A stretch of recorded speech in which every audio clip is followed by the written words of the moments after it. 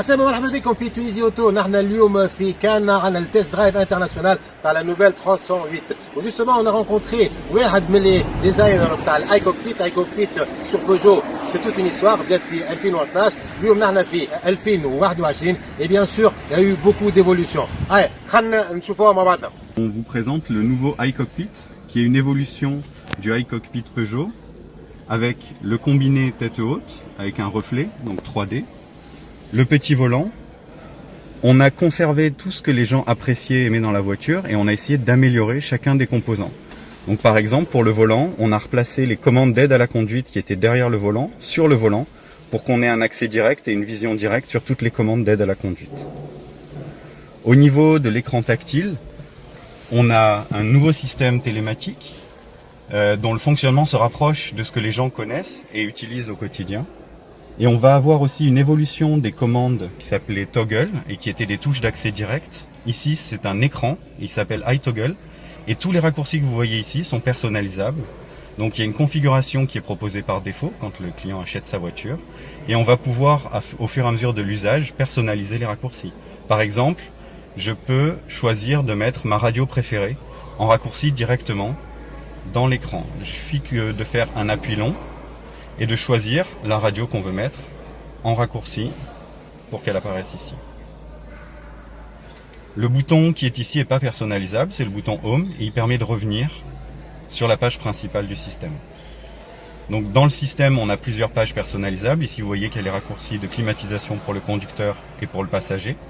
Chacun peut le régler indépendamment. Et on a plusieurs pages et on peut naviguer entre les pages pour retrouver différentes configurations. L'idée, c'est que les commandes les plus utiles soient directement accessibles depuis ces pages sans avoir besoin de rentrer dans l'application pour faire tout ce qu'on a besoin de faire pendant les trajets. Avec ici la température. Mais si on veut plus de réglages, il suffit d'appuyer sur une zone et on va avoir la page complète de climatisation.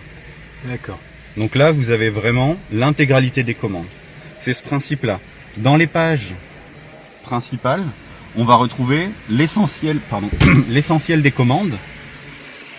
Et si on veut plus de fonctions, donc des fonctions qu'on utilise un petit peu moins souvent, on peut toujours rentrer dans l'application complète. Et là, on va retrouver l'intégralité des commandes de climatisation. Le mode auto, la synchronisation des températures, conducteur, passager. Et si on veut régler la façon dont le flux d'air est dirigé ou la force du flux d'air, tout ça peut se faire directement ici. D'accord. Vous avez le raccourci ici, où vous l'avez dans les pages. Donc la navigation, c'est une évolution de la navigation, c'est fait avec TomTom. Et donc on va avoir quelque chose de beaucoup plus à jour, avec un système beaucoup plus réactif. Et on va retrouver ici toutes les fonctions qu'on connaît pour la navigation. On va pouvoir mettre ses raccourcis préférés. On va pouvoir enregistrer des adresses, des itinéraires préférés. Vous le verrez quand vous ferez l'essai routier. Vous avez des chemins qui sont déjà pré-renseignés dans le système. Vous pouvez parcourir directement. Et on va pouvoir naturellement utiliser ces raccourcis pour les mettre ici dans les iToggle. Donc pour pouvoir avoir ces raccourcis personnalisés. Par exemple, si je veux lancer la navigation pour aller au travail afin de savoir quel est le trafic, est-ce qu'il y a des bouchons sur le travail, je peux avoir directement un raccourci travail ici à la place de la navigation. C'est personnalisable. Complètement personnalisable. Et en général, à part ces fonctions, quelles sont les évolutions par rapport à l'ancien iCockpit? On va retrouver vraiment une plus grande intégration de tous les éléments. Donc on a un combiné et des pages principales qui sont elles également complètement personnalisables. Donc là je suis à l'arrêt, je peux faire un appui long n'importe où sur les pages principales et je vais rentrer en mode édition. Donc je vais pouvoir changer les informations affichées au combiné d'instrumentation et sur l'écran tactile. Donc ici on peut regarder le combiné. On voit que j'ai 3 pages de configuration. Donc là je suis sur la page navigation, on la voit en même temps ici. Si je reviens sur la première page, c'est un choix qui a été fait de mettre un grand widget avec les médias ou la radio. Donc là, je peux laisser appuyer, le supprimer et on voit que j'ai 2 emplacements disponibles et je vais pouvoir choisir de mettre une ou 2 informations. Donc là, par exemple, je peux avoir une scène d'aide à la conduite en grand format. Je peux avoir des jauges, petite jauge ou grande jauge. Je peux avoir mes médias de la même façon en petit ou en grand. Ah, Ah, super, c'est une grande nouveauté, ça. C'est un système qui, en sortie d'usine, va déjà couvrir normalement la plupart des besoins utilisateurs, mais qui offre une personnalisation très puissante pour que justement on puisse, au fur et à mesure de la conduite et de l'usage, adapter la configuration et la personnaliser pour chaque personne. Très bien. Changer la façon dont on intègre la reconnaissance vocale. On a une reconnaissance vocale qui est en langage naturel. Donc elle n'est pas forcément activée sur toutes les voitures de démonstration ici, mais on peut parler normalement au véhicule pour qu'il règle des choses. Je peux lui dire, je veux 19,5 degrés pour le conducteur et 21 pour le passager, et il va prendre les deux réglages. Ou je peux lui demander, est-ce que j'ai besoin d'un parapluie cet après-midi? Et il va répondre directement avec la météo. Très bien. Donc il y a des interactions qui sont beaucoup plus fluides avec le système.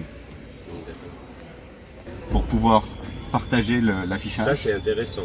La liaison Apple CarPlay à câble est vraiment dépassée et toutes les user experience qu'on a ont vraiment marre de mettre un câble pour connecter l'iPhone surtout. Je peux comprendre. Et il y a une autre évolution en plus du côté sans fil, c'est que si vous lancez une navigation sur votre smartphone, vous allez avoir les consignes de guidage dans le combiné d'instrumentation. Très bien. Donc tournez à droite dans 100 mètres, ce sera affiché dans le combiné. Il y a une symbiose Exactement.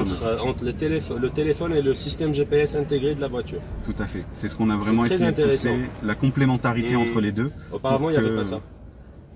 C'était moins intégré Oui. et c'était peut-être un peu moins fluide. Donc là, on a rapproché notre système des stéréotypes et donc de ce que les gens ont l'habitude d'avoir.